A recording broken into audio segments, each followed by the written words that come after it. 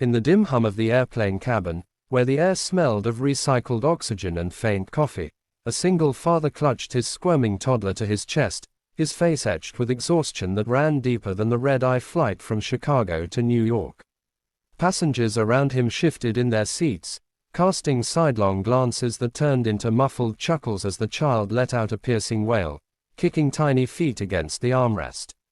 The man, dressed in a faded jacket and jeans worn thin at the knees, whispered soothing words into the boy's ear, but the laughter spread like a ripple, a cruel undercurrent in the confined space, until suddenly the flight attendant's voice crackled over the intercom, sharp and commanding, snapping the crew to attention as they addressed him not as the butt of jokes, but as, "Sir," with a reverence that silenced the cabin in an instant.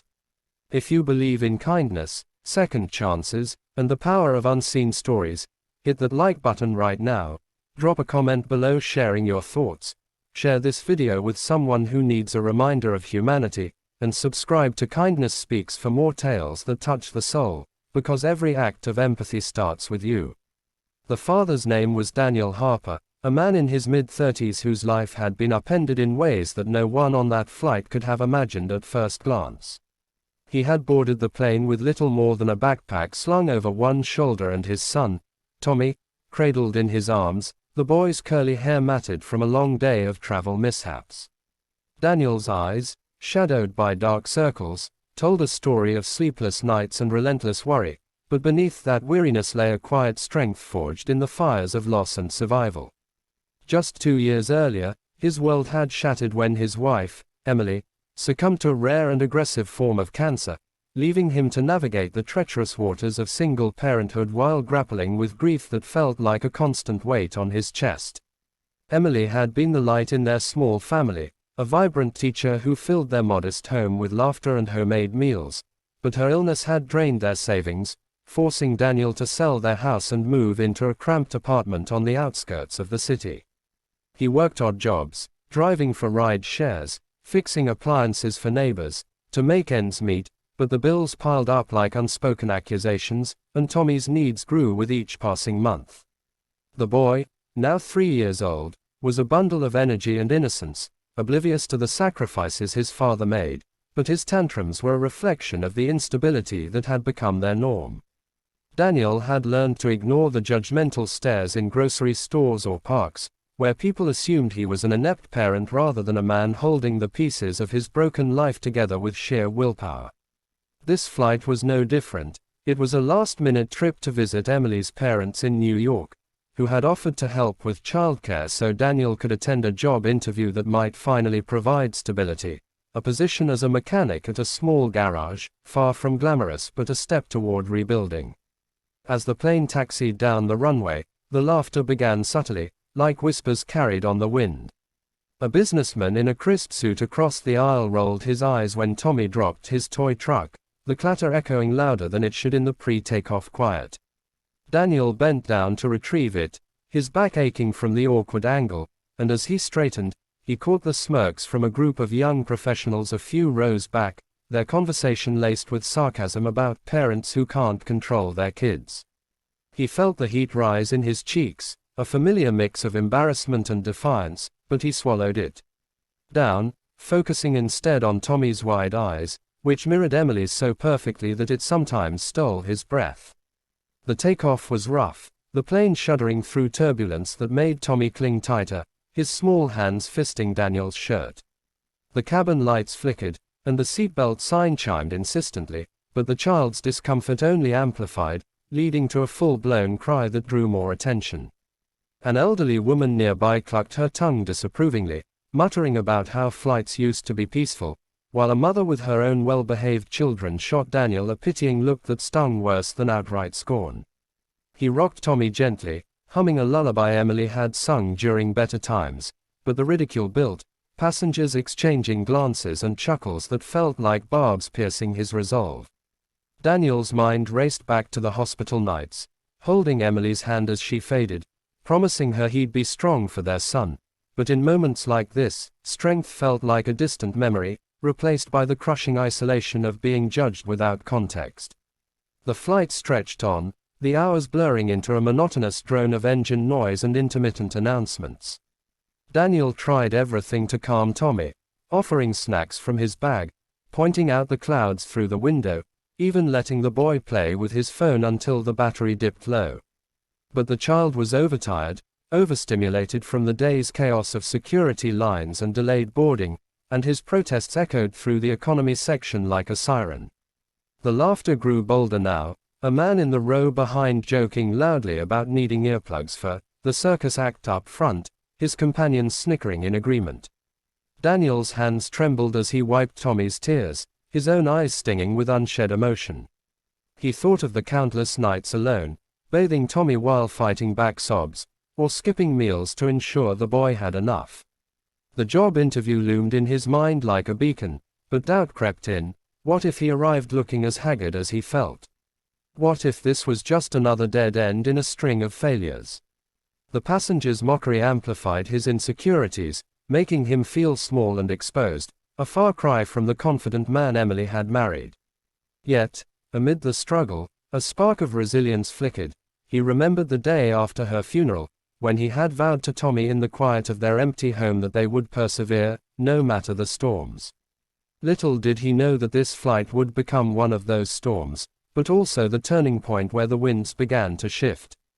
High above the clouds, as the plane leveled out into smoother skies, the flight crew moved through the aisle with practiced efficiency, distributing drinks and snacks. Lead attendant Maria, a seasoned veteran with sharp eyes and a no-nonsense demeanor, noticed the commotion first. She had seen her share of disruptive passengers, but something about Daniel caught her attention, the way he held his son not with frustration, but with a tenderness that spoke of deeper pain. As she approached, offering a juice box for Tommy, Daniel looked up apologetically, his voice low as he explained the boy's exhaustion. Maria nodded, her expression softening, and as she glanced at his boarding pass, a flicker of recognition crossed her face. She excused herself quietly, retreating to the galley where she conferred with her colleagues in hushed tones. The crew, a tight-knit group who had flown together for years, exchanged glances that carried weight, their postures straightening as if in response to an unspoken command. Meanwhile, the passengers' amusement continued, a woman filming subtly on her phone, perhaps for a social media post about annoying flight experiences, oblivious to the humanity unfolding before her. Daniel felt the isolation deepen, his mind wandering to memories of Emily's final days, when she had whispered her fears about leaving him alone, and he had assured her he'd manage. But managing felt like drowning now, each laugh a wave pulling him under. The change came subtly at first, like the first rays of dawn piercing a long night. Maria returned to Daniel's seat, her uniform crisp and her smile genuine, leaning down to speak in a voice that carried just enough to reach nearby ears. She addressed him as "Sir," the word laced with respect that made heads turn. The businessman paused mid-sip, his smirk fading, while the group of young professionals fell silent. Maria explained that the captain had invited Daniel and Tommy to the front of the plane for a special moment, her tone implying something extraordinary. Confusion rippled through the cabin, but Daniel, bewildered, gathered his son and followed her, feeling the weight of curious stares on his back. As they moved forward, passing rows of passengers who now whispered in speculation rather than mockery, the crew members nodded at him with deference, one even saluting subtly.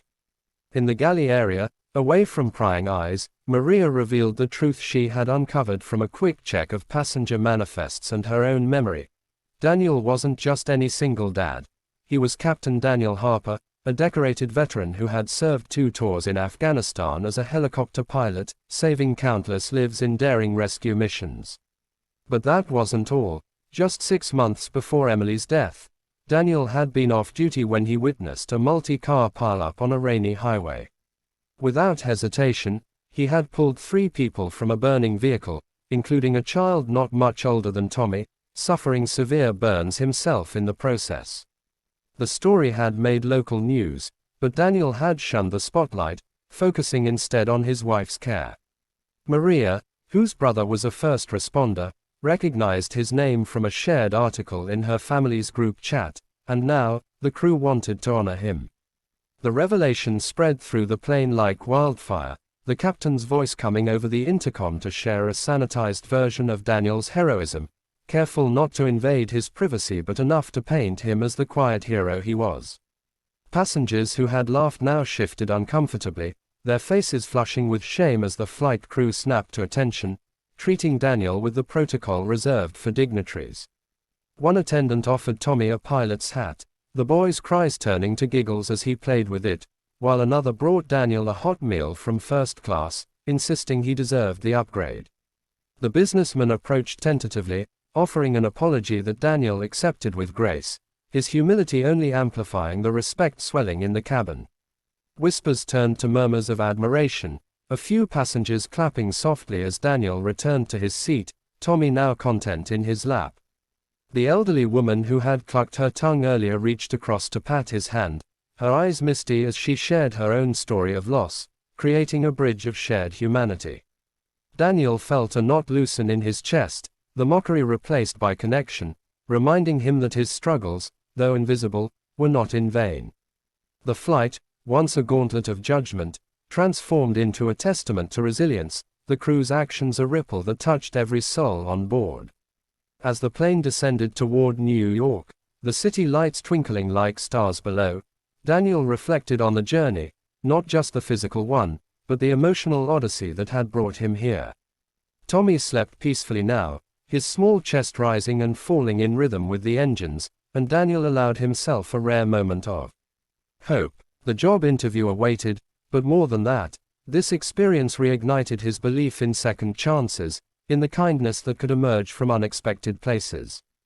Passengers disembarked with nods of respect, some slipping him notes of encouragement or business cards offering help, turning strangers into allies.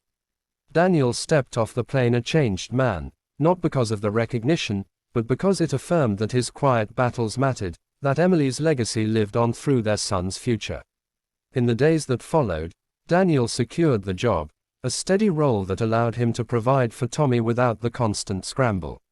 He visited Emily's grave with fresh flowers, whispering thanks for the strength she had instilled in him, and as he watched Tommy play in the park, free from the shadows of worry, he knew they were on the path to healing. The flight became a story he shared sparingly, not for glory, but as a reminder that behind every judged face lies a narrative of courage and love. It was a tale that inspired those who heard it, proving that kindness could turn ridicule into reverence, and that true heroes often walk among us, unrecognized until a moment of grace reveals their light. If this story has touched your heart, stirred emotions you didn't expect, or reminded you of the hidden heroes in your own life, please like this video, comment below with your favorite line before you go, let us know what moved you most, and share it far and wide. Subscribe to Kindness Speaks to keep the flame of empathy alive, because in a world full of judgments, your engagement helps spread the message that everyone deserves a second look.